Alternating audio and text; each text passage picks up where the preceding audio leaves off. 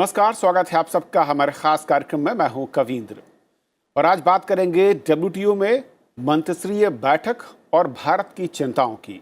164 सदस्यों वाले विश्व व्यापार संगठन यानी डब्ल्यूटीओ की मंत्रिस्तरीय बैठक रविवार से जिनेवा में शुरू हो गई।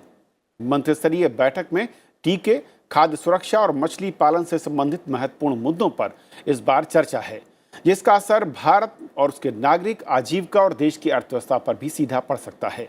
विकसित देश गरीब किसानों और मछुआरों को सब्सिडी देने का विरोध कर रहे हैं, जबकि भारत इस पर अडिग है कि इस कदम को आगे न बढ़ाया जाए। भारत को सम्मेलन में भाग लेने वाले 164 देशों में से लगभग 80 से ज्यादा देशों का इस मसले पर समर्थन हासिल हुआ है। बैठक में भारत अपनी खाद्य सुरक्षा चिंताओं के स्थायी समाधान का मुद्दा भी रख रहा है। साथ ही साथ इस पूरी बैठक में क्या वो बड़े एजेंडे हैं जिस पर डब्ल्यूटीओ में विकसित देशों और विकासशील देशों के बीच में सीधे तौर पर एक खाई नजर आ रही है, और जो बड़े मुद्दे हैं वो क्या हैं और किस तरीके से जो विकासशील देश हैं जिनकी अगुवाई भारत करता हुआ नजर आ रहा है उनका रुख क्या है ऐसे मुद्दों पर, और आगे का रास्ता क्या होगा।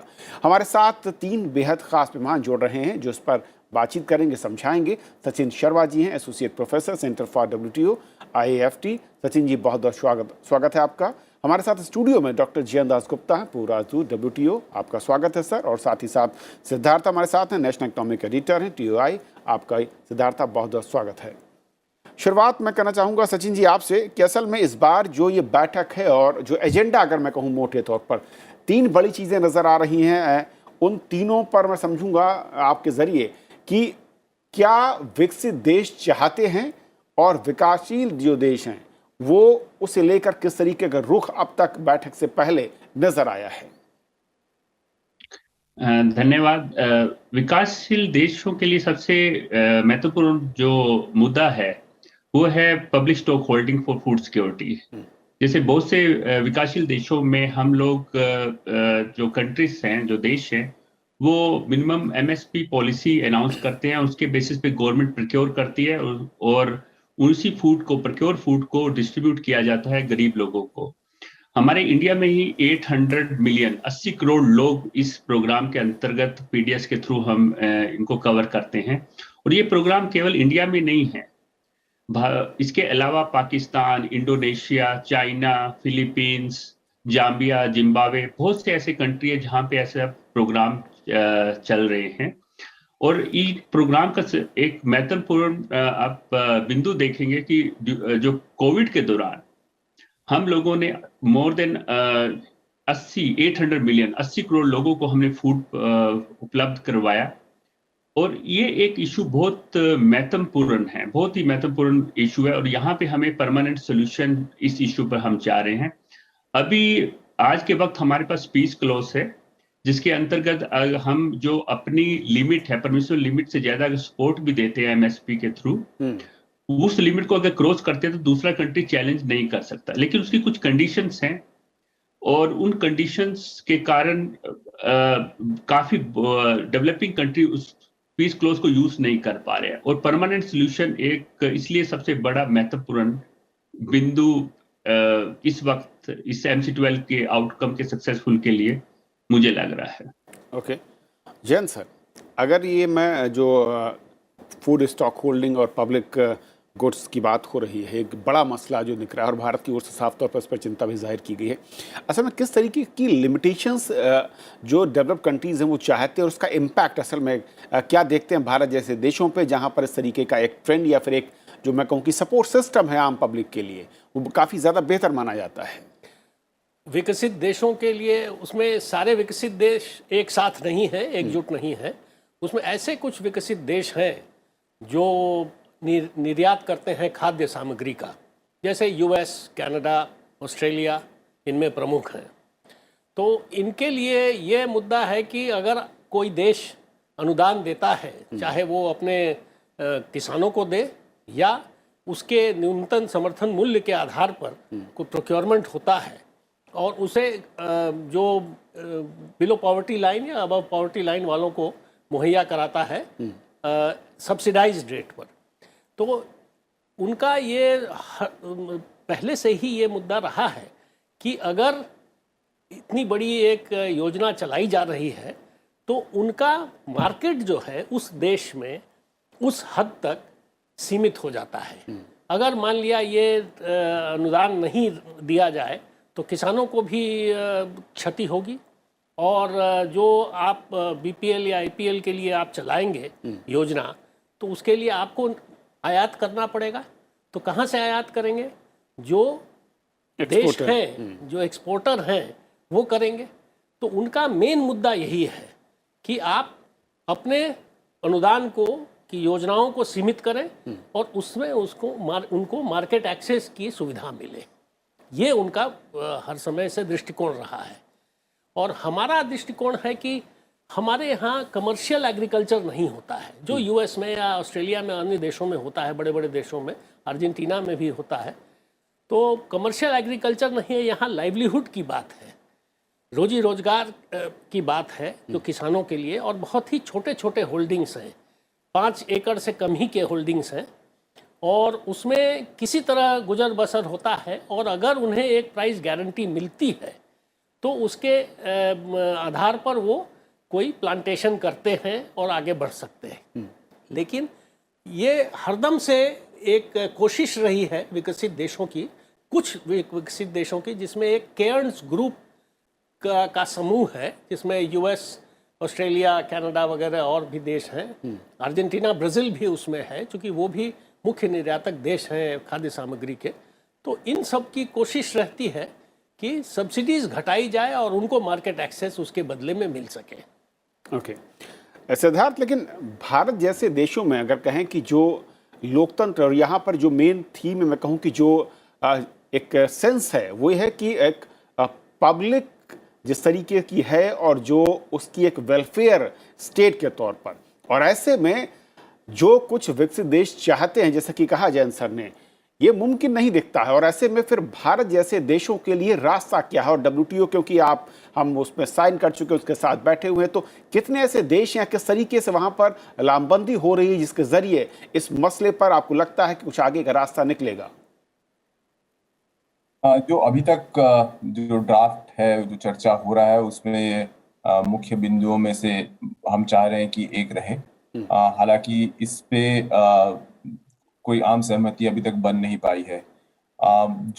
यदि आप ईयू का, यूरोपियन संघ का यदि आप प्रपोजल देखें, उसमें वह एक कृषि क्षेत्र में एक पूरे विस्तृत तरीके से पूरे एग्रीमेंट को दोबारा से बात करने के लिए वो कह रहे हैं, जिसमें कि कृषि को जो आप सब्सिडी दे रहे हैं वो हो, और उसी के अंतर्गत कुछ ट्रांसपेरेंसी के नाम पर कुछ चीजें वो मांग रहे हैं।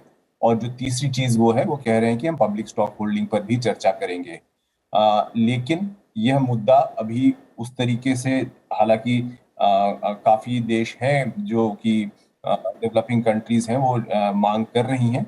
अभी आज दूसरा ही दिन है, और जो है अभी बातचीत अभी चालू होने वाली है, बल्कि इस समय जो कि फूड सिक्योरिटी के ऊपर चर्चा चल रही है। तो मेरे ख्याल से इस पे जो कुछ भी होगा वो कल तक ही क्लियर पिक्चर इमर्ज करेगा। लेकिन हमारी कोशिश तो यही रहेगी कि, और हम काफी सालों से ये कोशिश कर रहे हैं, 2013 से हम ये कोशिश में लगे हुए हैं कि इस पे एक आम सहमति बने, और एक ये जो समस्या है जिसमें कि रेफरेंस प्राइस का हो, जो कि काफी पुराना रेफरेंस प्राइस के को यूज करके आज हमारी सब्सिडी को कैलकुलेट किया जा रहा है, वो सब चीजों का एक परमानेंट सोल्यूशन निकला है। हमारी कोशिश वही है। और सिद्धार्थ, जैसे आपने जिक्र किया फूड सिक्योरिटी के मसले को लेकर, यहाँ पर इस मसले पर किस तरीके से जो डिफरेंसेस हैं, मैं कहूँ कि जो अलग अलग देशों के बीच में नज़र आ रहा है, ख़ासतौर पर डेवलपिंग या डेवलप्ड कंट्रियों के बीच में, और ऐसे में भारत की चिंताएं किस तरीके से वहाँ पर अडॉप्ट कर सकते हैं, या पर उन पर कंसेंसस आपको लगता है कि हो सकता है अगर आने वाले कुछ दौर की बातचीत होगी तो? जो फूड सिक्योरिटी का मुद्दा है वह रशिया यूक्रेन के लड़ाई के बाद यदि आप देखें तो अंतर्राष्ट्रीय बाजार में कीमतें काफी बढ़ गई हैं खाद्य पदार्थों की।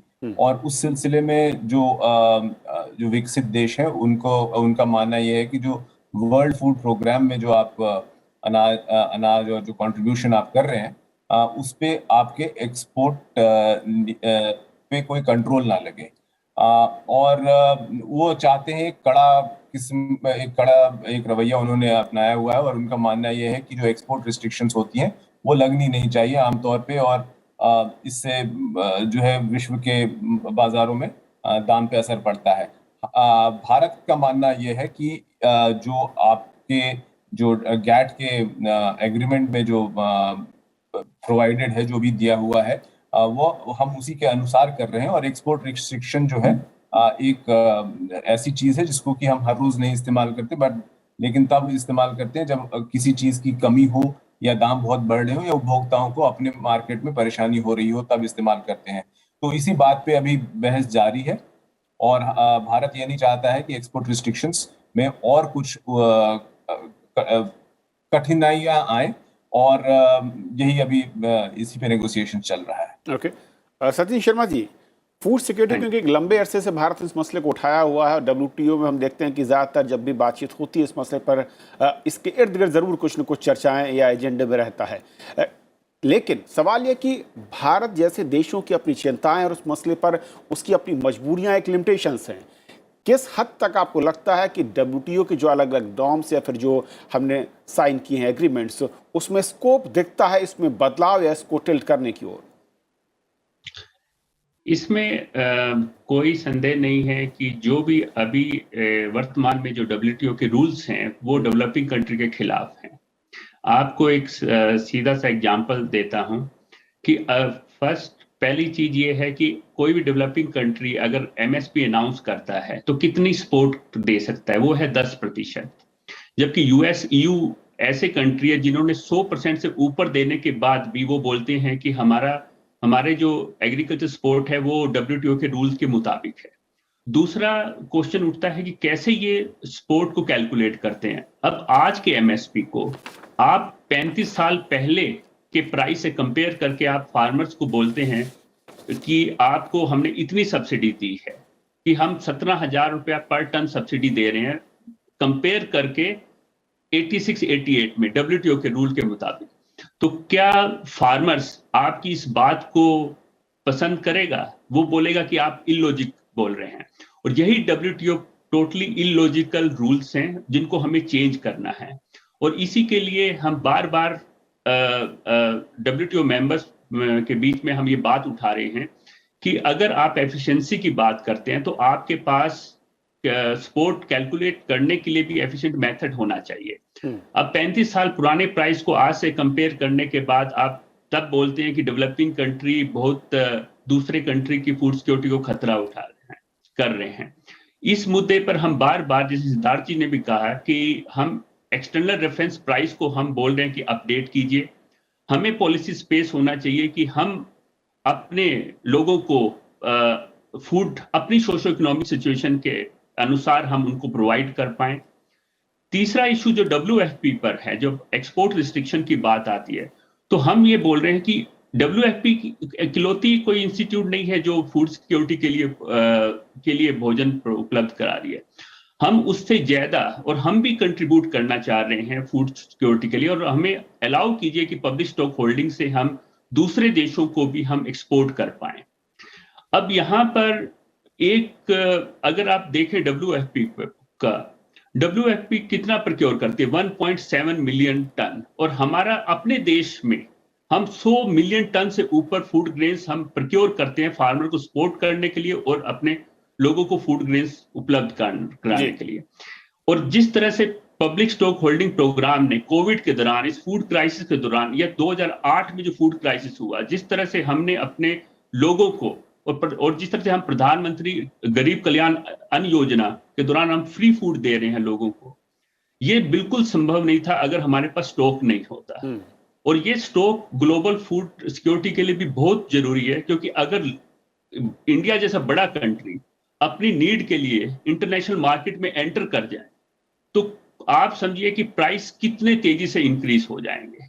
ये एक बहुत बहुत इंपॉर्टेंट मुद्दा है। लेकिन जैसे जैन दास गुप्ता जी ने कहा है कि कुछ कंट्रीज अपने वेस्टर्न इंटरेस्ट के लिए, कि अपने मार्केट को कैप्चर करने के लिए, वो बार बार इस हमारे इशू को इग्नोर कर रहे हैं। और ये इशू बार बार इस डेवलपिंग कंट्री के इशू, ये वाला इशू पर, फूड सिक्योरिटी के इशू पर या एग्रीकल्चर सब्सिडीज के इशू पर, वो बार बार डेवलपिंग कंट्री के इशू को अनदेखा कर रहे हैं, उसके बाद वो ब्लेम बार बार डेवलपिंग कंट्री पे ही करते हैं। Right sir. लेकिन हमारे लिए आज के वक्त ये प्रूव हो चुका है कि पब्लिक स्टॉक होल्डिंग ने बहुत इंपॉर्टेंट रोल प्ले किया है।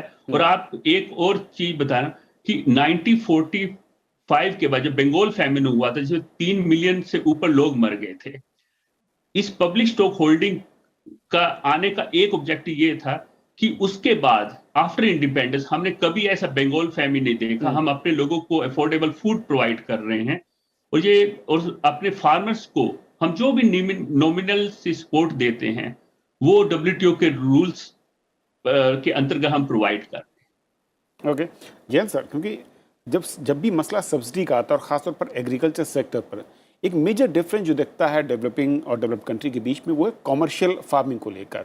और वहाँ पर आंकड़े बताते हैं, आप बेहतर समझा पाएंगे कि सब्सिडी का लेवल किस स्तर तक रहा है, और अब उससे डेवलपिंग कंट्रीज से उसे हटाना चाहते हैं जो डेवलप कंट्री हैं। ये बंदिश या ये थोपने की कवायद क्यों? इस संदर्भ में 2-3 बातें महत्वपूर्ण हैं। सबसे पहली बात है कि जो करार जो नेगोशिएटेड हुआ यूरुग्वे राउंड में, जो 1 जनवरी 1995 से आया, उसके अनुसार एक एम्बर बॉक्स, एक ब्लू बॉक्स सब्सिडी होती है। तो भारत के चूंकि उस वक्त प्रोग्राम्स नहीं थे, तो एम्बर बॉक्स और ब्लू बॉक्स में भारत का जो एंटाइटलमेंट है वो 0 है। और यूएस और ईयू दोनों ब्लू बॉक्स और एम्बर बॉक्स में उस वक्त भी उनके प्रोग्राम्स थे, इसीलिए उन्होंने, और कुछ बढ़ा चढ़ा करके भी उन्होंने रिपोर्टिंग की। तो इसलिए उनका जो एंटाइटलमेंट है, जो सचिन शर्मा जी जिसका जिक्र कर रहे थे, वो बहुत ज़्यादा है। दूसरी बात है कि उसमें आप इंटरचेंजेबिलिटी है। अगर आपका जो एम्बर बॉक्स का एंटाइटलमेंट है, मान लिया व्हीट के लिए है और राइस के लिए है, सोया के लिए है, तो उसमें अगर किसी एक में जो अंतर्राष्ट्रीय दरें हैं वो उछाल पर हैं, तो उसमें सब्सिडी देने की उनको ज़रूरत नहीं है। यूएस को फर्ज कीजिए, तो वो उस मामले में शिफ्ट कर सकते हैं, बॉक्स शिफ्टिंग कर सकते हैं। और इसीलिए सचिन शर्मा जी ने जो कहा कि बहुत सारे किसी किसी वर्ष वो 100% से ज़्यादा वो अनुदान दे सकते हैं किसी एक क्रॉप के लिए। भारत के लिए चूंकि एम्बर बॉक्स और ब्लू बॉक्स का सब्सिडी नहीं था, इसीलिए वो 10% ऑफ वैल्यू ऑफ प्रोडक्शन उतने ही तक सीमित है। और उसमें फिर अगर आप देंगे तो वैल्यू ऑफ प्रोडक्शन 10% का आपने कैलकुलेट कर लिया, लेकिन आपका जो समर्थन मूल्य है, मान लिया इस साल जैसे हमारा करीब 21 रुपये है गेहूं के लिए, और 1986-88 का जो औसत दर था वो 3 रुपये 54 पैसे का था। तो 1 किलोग्राम में 16 रुपये 61 पैसे का अनुदान माना जाएगा, यद्यपि है नहीं। तो उसमें सबसे बड़ी बात यह है कि इन्फ्लेशन एडजस्टमेंट होना चाहिए। 1986-88 की जो दर जो भी थी, उसमें आप इन्फ्लेशन एडजस्ट कीजिएगा तो 21 रुपये से ज़्यादा आएगा, तो फिर कोई अनुदान नहीं रहेगा उसमें। तो ये मानने को तैयार नहीं है जो विकसित देश में जो निर्यातक देश लोग हैं और भी निर्यातक देश हैं। तो इसी के चलते ये हो रहा है, ये जो विवाद है उसमें उसकी जड़ ये है। और जड़ यही है, और बेसिक तथ्य यह है कि जो एक्सपोर्टिंग देश हैं वो सोचते हैं कि एक बड़ा सा एक ग्लोबल मार्केट है, उसमें अगर आप सब्सिडाइज फ्रूट ग्रेन ले आएंगे, हमारी सब्सिडी बरकरार रहे, अन्य की सब्सिडी जो है वो कम की जाए, और उसमें हम फिर मार्केट एक्सेस हमें एक्स्ट्रा मिले और हम उससे लाभ हमें मिले। सिद्धार्थ, तो फिर सवाल ये कि जो 95 का जिक्र कर रहे हैं जैन सर, जो बेस है वहीं पर इस तरह के लूप होल्स हैं, चाहे वो ब्लू और एम्बर बॉक्स की बात करें या फिर प्राइसिंग में सब्सिडी और जो बेस ईयर की प्राइसिंग की बात की जा रही है, जब तक वो नहीं बदलता तब तक ये जो विवाद है, या फिर मैं कहूँ ये जो रास्ते अलग अलग नज़र आते हैं देशों के बीच में इन मसलों पर, वो शायद आगे मिलना मुश्किल है। जी बिल्कुल, और उसके लिए ये विकसित देश मान नहीं रहे हमारी इस मांग को, और जो रणनीति उनकी ये रहती है कि हमेशा यदि हम आपको कुछ दें तो उसके बदले में हमें क्या मिलेगा, तो उसी रणनीति के तहत वो हमारी मांगों को मान नहीं रहे हैं। हालांकि 2013 में ये निर्णय हुआ था कि इस पे एक निर्णय हो चुका है और इसका एक सोल्यूशन निकालना था, परंतु उसके बदले उन्होंने कुछ और ले लिया था, ट्रेड फैसिलिटेशन का एग्रीमेंट ले लिया था, और अब वह चाहते हैं कि हम इसको जो दोबारा से इसके बदले में ये प्राइस रिविजन और जो बाकी चीजें जो बदलाव लाने हैं उसको बदलने के लिए हम उनको कुछ और कंसेशन दे, कहीं और कंसेशन वो लेके और एक वो नया कुछ नई रणनीति के साथ वो इसको नेगोशिएट करना चाहते हैं। ओके सचिन जी, मैं एक आखिरी कमेंट आपसे चाहूँगा, क्योंकि WTO में हम शामिल हैं, उससे अलग भी नहीं हो सकते हैं, अलग चल नहीं सकते हैं, लेकिन साथ ही साथ जो WTO के इस वक्त के कुछ बड़े मसले हैं, अगर हम उस पर साथ बढ़ते हैं तो देश में आर्थिक तौर पर भी और एक बड़ी जनता का हित भी हो सकता है, इसलिए वहां पर भी आगे बढ़ना नामुमकिन सा है। तो ऐसे में विकल्प कहां पर और कितना एल्बो रूम है नेगोशिएट करने के लिए, या फिर और कोई विकल्प या रास्ता आपको दिखता है? इसमें अगर आप वर्तमान नेगोशिएशन देखें WTO की जो एग्रीकल्चर में चल रही हैं, उसमें जैसे मैंने आपको अभी बताया कि बहुत से समस्याएं हैं, जैसे ये एक्सटर्नल रेफरेंस प्राइस 1986 का है, हमारी लिमिट 10% है, दूसरे जो अमीर देश हैं वो 100% तक देने के बाद भी बोलते हैं कि हमारी सब्सिडी अच्छी है, आपकी बुरी है। ये इस तरह का नेगोशिएशन चल रहा है। लेकिन इसके बाद जो समस्याओं के बाद एक और ट्रेंड यहाँ पर चल रहा है, और वो ट्रेंड चल रहा है कि जितनी अभी भी हमारी लिमिट है उसको भी कट करने की कोशिश की जा रही है। नए प्रपोजल, जैसे सिद्धार्थ जी ने यूरोपियन यूनियन का जो जिक्र किया है प्रपोजल का, मैंने अपने कैलकुलेशन के अनुसार जो मैंने किया, 2030 तक अधिकतर विकासशील देशों की लिमिट 2 से 3% रह जाएगी, और वो लिमिट गिरती जाएगी 2040 में अगर इन केन्स ग्रुप के प्रपोजल को एक्सेप्ट किया जाए। इसका मतलब फ्यूचर में आप कभी MSP, आप कोई इनपुट सब्सिडी उस तरह की नहीं दे पाएंगे, ये उनकी मंशा है। लेकिन भारत सरकार और हमारे यहाँ नेगोशिएटर इस बात को अच्छे ढंग से समझ रहे हैं, और हम उनको ये बोल रहे हैं, पहले आप जो प्रॉब्लम है, वर्तमान के रूल्स की प्रॉब्लम है, उसको सोल्व कीजिए। और उसमें फर्स्ट मुद्दा हमारा 3-4 मुद्दे हैं हमारे। फर्स्ट मुद्दा हमारा है कि जो रिच कंट्री को आपने एक्स्ट्रा फ्लेक्सिबिलिटी दी हुई है, जिसकी वजह से 100%, 150%, जैसे शुगर केन पर EU ने 177% तक सब्सिडी दी हुई है, 177% तक। डेयरी में भी 100% से ऊपर, US ने कॉटन में 70% से ऊपर, शुगर में आज भी वो 70% से ऊपर दे रहे हैं। हम ये बोल रहे हैं उस फ्लेक्सिबिलिटी को दूर किया जाए। दूसरा हमारा मुद्दा है कि आप एक्सटर्नल रेफरेंस प्राइस को अपडेट कीजिए। जैसे जयंत गुप्ता जी ने बिल्कुल ठीक कहा है कि अगर हम इन्फ्लेशन कंसीडर कर दें तो जो ह्यूज सब्सिडी WTO रूल के अकॉर्डिंग हमें दिखाई जाती है वो बिल्कुल माइनस में चली जाएगी।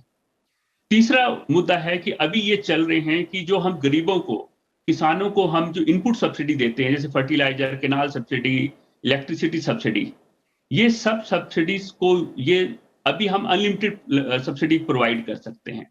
अब उसको भी वो लिमिट करने की कोशिश कर रहे हैं। ओके। फोर्थ पॉइंट जो इसमें सबसे स्पेसिफिक जो पॉइंट मैं बोलना चाह रहा हूं, जब ये बोलते हैं कि सब्सिडी आपको कट करनी है, तो हमारा ये आर्गुमेंट है कि हम एग्री करते हैं तो कट कीजिए पर फार्मर बेसिस पर, नोट एब्सोल्यूट में, पर फार्मर। अगर पर फार्मर बेसिस पे अगर US के फार्मर को उतनी सब्सिडी मिले जितनी हमें, तो मैं आपको बता देता हूं कि US, ऑस्ट्रेलिया, कोई भी कंट्री किसी प्रकार के प्रोग्राम अपने देश में एग्रीकल्चर के लिए वो लागू नहीं कर सकते। Right sir. ये हमारे कुछ पॉइंट्स हैं। चलिए, देखना होगा कि असल में इन मसलों पर किस तरीके से WTO की बैठक में आम राय बनती, या फिर भारत और भारत का समर्थन करने वाले जो डेवलपिंग कंट्री हैं वो कितना दबाव डाल पाते हैं उन डेवलप्ड कंट्रियों पर जो कि इन मसलों पर अभी भी अडिग हैं और पीछे हटने को तैयार नजर नहीं आते। आप तीनों मेहमानों का हमारे साथ इस चर्चा में जुड़ने के लिए बहुत बहुत शुक्रिया। आज फिलहाल इतना ही। नमस्कार।